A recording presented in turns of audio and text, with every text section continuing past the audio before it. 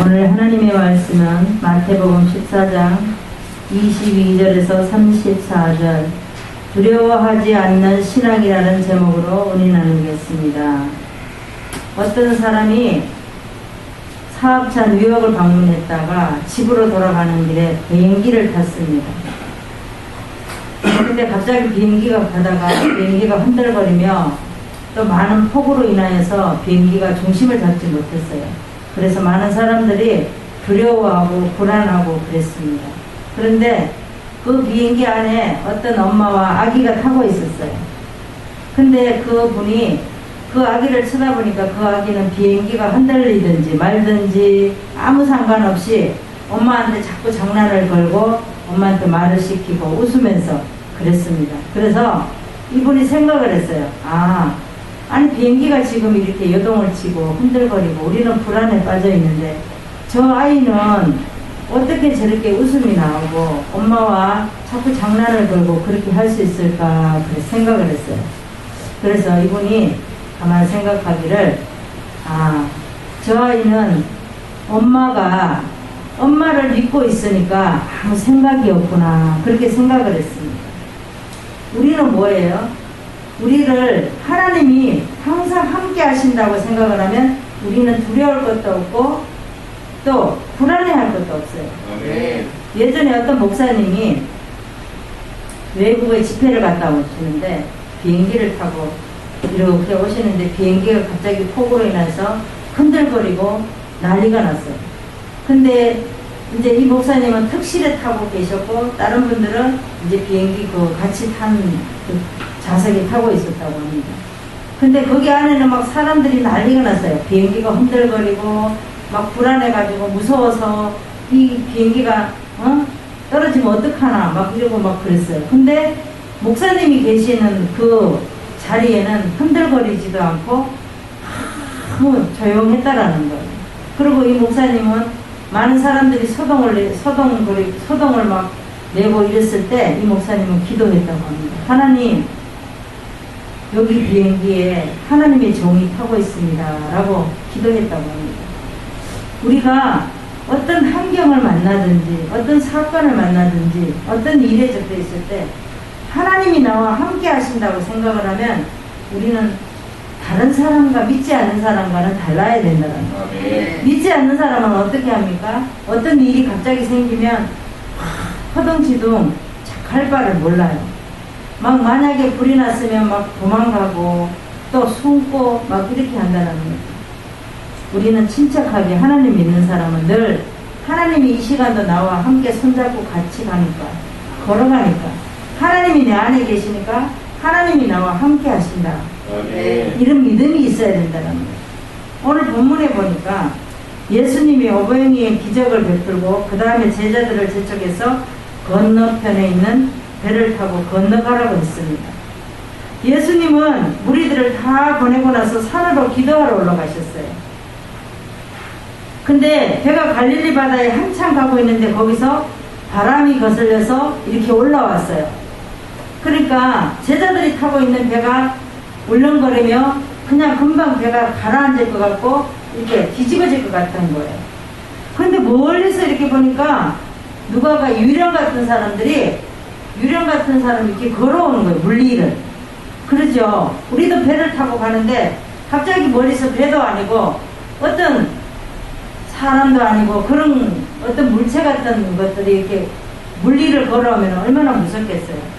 그래서 이 제자들은 유령이다 이렇게 말하는 거예요. 그러고 나서 예수님이 뭐라고 말합니까? 나다 나 이렇게 말씀을 하시잖아요. 그러고 나서 이제 풍랑이 일어나고 물에 빠질 것 같은 거예요. 베드로가 뭐라고 그러냐면은 나를 제발 좀 걸어오라고 말씀을 해주세요 이렇게 말을 하죠. 그러니까 주님이 그래 물리를 걸어와라 이랬어요. 근데 베드로가 물리를 걸어가고 있는데 환경을 바라본 거예요. 출렁거리는 물을 본 거예요. 그러니까 어떻게 합니까? 빠져버리는 거예요.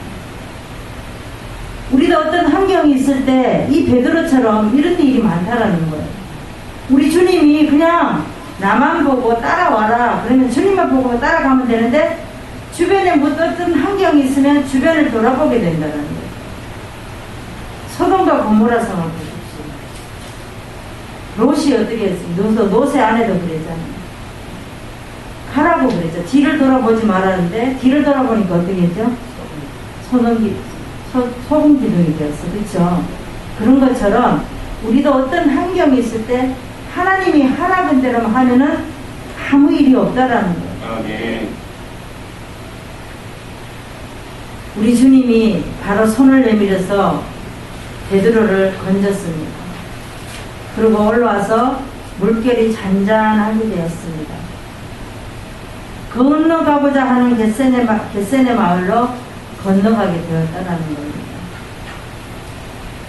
우리 주님이 가라고 하는 그 길은 우리는 뒤를 돌아보면 안 돼요. 어떤 일을 해놓고도 우리는 이게 맞을까? 아닐까?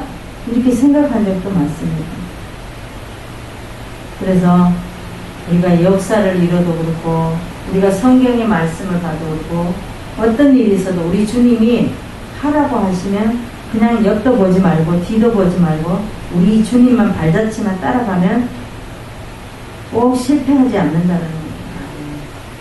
그러면 왜 우리가 두려워하지 않은 신앙을 가져야 되느냐? 첫 번째 말씀은 주님께서 할 수 있도록 명령하시기 때문에 우리 주님은 때로는 말씀으로 우리에게 명령도 하시고 어떨 때는 꿈으로도 명령을 하시고 어떨 때는 어떻게 해요? 환경으로도 명령을 하셔요. 보이지 않는 바람으로도 우리에게 명령을 하셔요.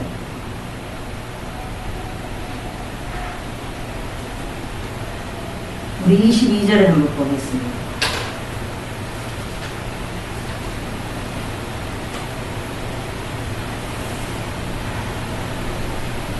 (22절에) 보니까 예수께서 물리를 걸어오셔요. 예수께서 제자들을 배에 타고 앞서 건너편으로 가게 하셨어요. 예수님은 산에 올라가서 기도하러 올라가시고 제자들 보고 너희들은 배를 타고 건너가라 이렇게 말씀을 하시는 거예요. 그 다음에 23절에 보니까 무리를 보내신 후에 기도하러 따로 산에 올라가셨어요. 저물었어요. 산에서 혼자 계셨어요. 배가 이미 육지에서 수리로 떠나서 바람이 거슬림으로 물결을 인하여 고난을 당하였더라. 그러니까 우리 주님께서는 할 수 있도록 명령을 하셨는데 어떻게 하죠? 이제 물길로 인하여 고난을 당하게 하셔요. 우리도 하나님, 우리가 지금까지 걸어온 인생을 보면 하나님은 좋은 길만 주시지 않는다는 거예요. 분명히 고난을 통해서 좋은 길을 인도하신다는 거예요. 우리가 물질이 어렵습니까? 죽을 것 같아요. 물질이 없어서. 그렇지만 하나님이 또 어떤 환경을 통해서 열어가신다는 거예요. 우리가 몸이 아픕니까? 몸을 아플 때도 우리가 먼저